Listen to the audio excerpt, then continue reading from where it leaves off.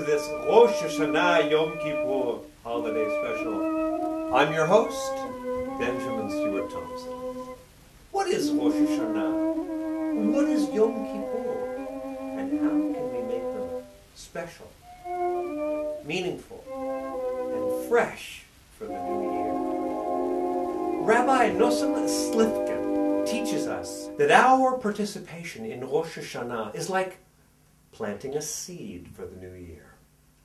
The seeds that we plant in the ground, they have the blueprint for the stem, the leaves, the blossom, the fruit of the entire plant within that seed. And in the same way, on Rosh Hashanah, we are planting the seed of our new year.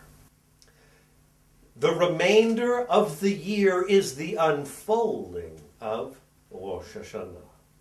According to Rabbi Lord Jonathan Sacks, to be a Jew is to keep faith with the past by building a Jewish future. Participating in Rosh Hashanah, the new year, and the supreme day of reflection, Yom Kippur, this is a way to make a difference today with what will be tomorrow. In the coming hour, we will explore a few different approaches to the question of how to make Rosh Hashanah and Yom Kippur fresh, meaningful, and relevant. We're going to draw our inspiration from several resources. We're going to draw from the writings of Rabbi Lord Jonathan Sacks. We will learn with Rabbi Sufrin, Rosh Yeshiva of Harkham Hillel Hebrew Academy, on how we may engage in the high holidays. We will see some beautiful works of Jewish art from the Brzezinski collection, particularly Jewish marriage contracts, ketubot, from over 400 years ago. We will hear evocative Yiddish music from nearly a century ago, courtesy of the Judaic archives of the Wimberley Library, Florida Atlantic University at the Boca Raton campus. And we'll laugh with comedian Mark Schiff as we explore some of the symbolic foods of Rosh Hashanah. Rosh Hashanah calls upon us to create a new beginning. Let's think for a moment. Who is an accessible exemplar of how to live a meaningful life? In history? In literature? After whom do we aspire? For the purposes of this broadcast, we would like to share with you inspirational efforts of individuals who are working within their community to make a positive difference, to create new beginnings, to change today to improve tomorrow. That's the theme of our show. For example, to help keep the rich tradition of Yiddish meaningful and vital, Naftali Edelman and Yisroel Bas have founded Yiddish Farm in upstate New York, near Goshen. We will celebrate the 40th anniversary of the founding of Bet Tzedek, the group that provides legal services to those unable to defend themselves. We will practically taste the beautiful round challah made by Dorina from JSpace, which is your new online destination for everything Jewish. Stay with us as we present this Rosh Hashanah Yom Kippur special broadcast, which is supported by Sada Foods, by Whole Foods Market, and by Wilder Brothers Studio. Whether you need professional video editing services or digitizing the family videotapes or film or professional recording, come see Ryan at Wilder Brothers Recording Studio. Right in Century City, 10323 Santa Monica Boulevard. Wilder Brothers Recording Studio.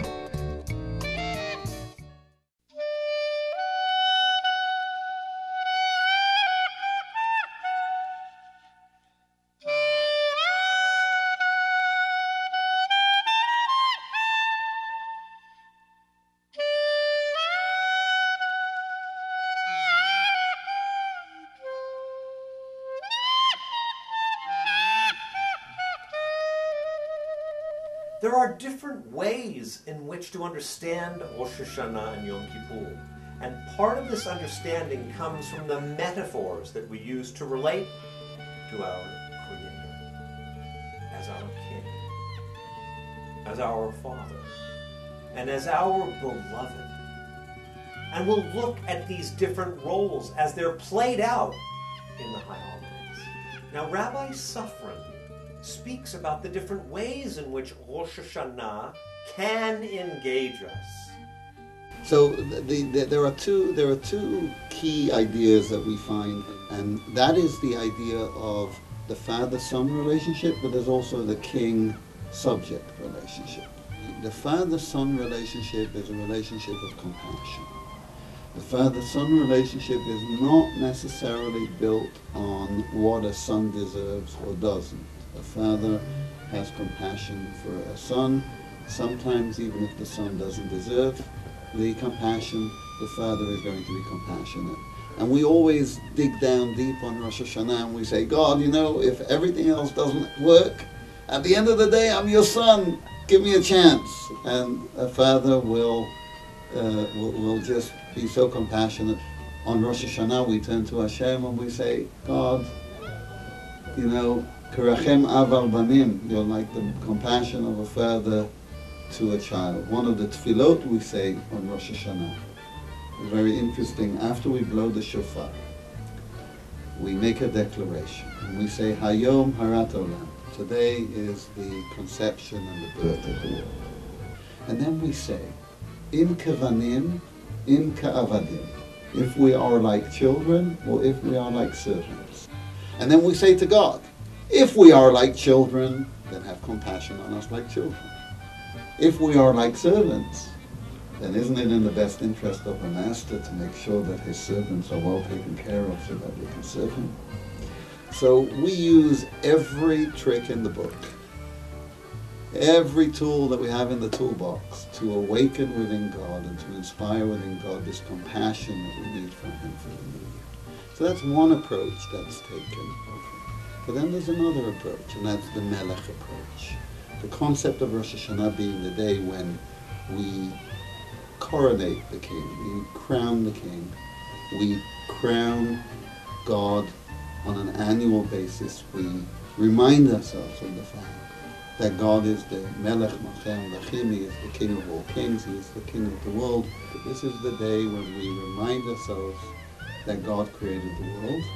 And when we remind ourselves that God created the world, we crown Him. And by saying terms and by using terms such as long live the king, we talk about a king who is compassionate. We talk about a king who understands that it's not about his ego, but the whole substance of the king is dependent on the nation.